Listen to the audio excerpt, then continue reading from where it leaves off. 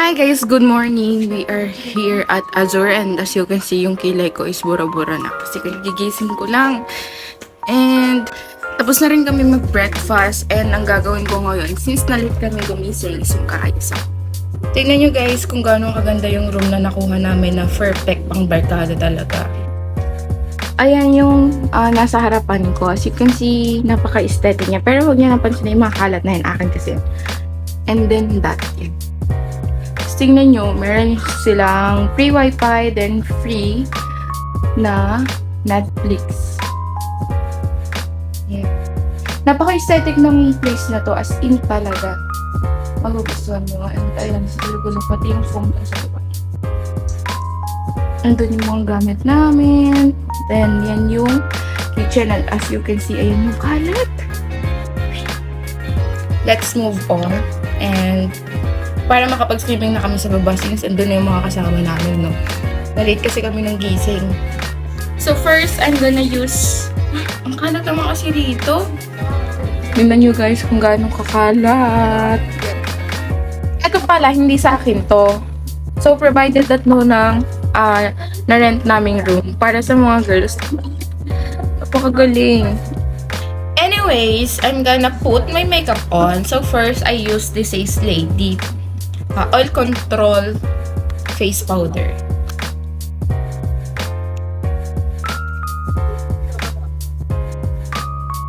Hindi na ako masyadong detalyadong mag-makeup ngayon. Unlike before na as in talaga nangangain yung kilay ko. And ngayon, wala na akong time to do that. Kasi nga, daming priorities sa school and also sa family. Then after that, I use this pink flush stamp. Usually stamp siya and then meron siyang mga different stencil shape. Pero I use this like this. Kuha ko ng spoolie, then yung brush ng spoolie. Ganyan lang. Andito kasi yung salamin, kaya dito ako nakatingin. Pero dapat pala dito ba? Oh my God, ano ginagawa ko sa buhay ko?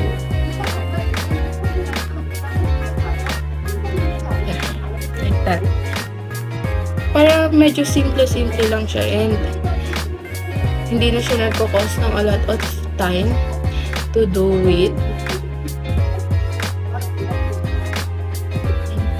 Kaya pag nakita niyo ako paling yung kilay ko or something na may mga instances na black, bulky, or something di na blend na mabuti. Okay, I accept that. That's my fault. Fault ko yun, okay? Nothing to worry about that kasi I accept naman.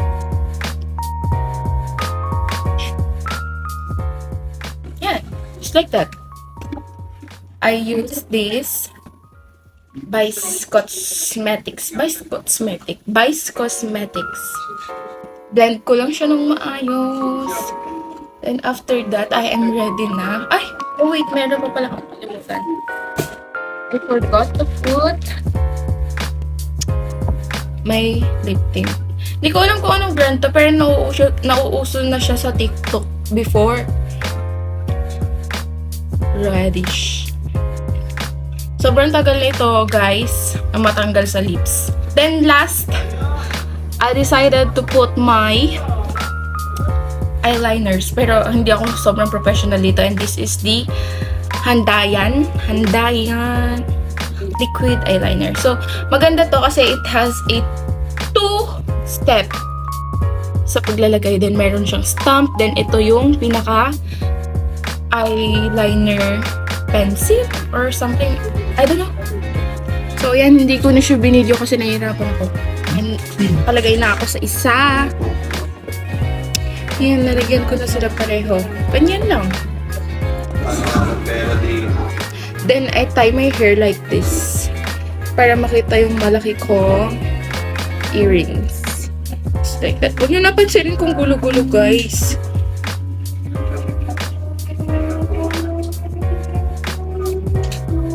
The important here is maging look presentable ako even though gulo-gulo ko.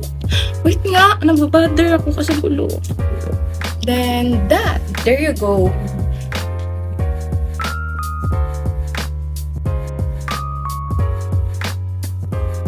Now I'm done! Tapos na ako mag-makeup and ito yung look ko.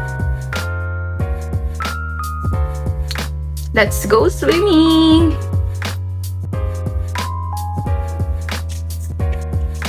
This is my outfit for today. Tong top na to is from Ate Eloy. The Okay top. Ang ganda. And also my shorts from Ate Jenny's Okay.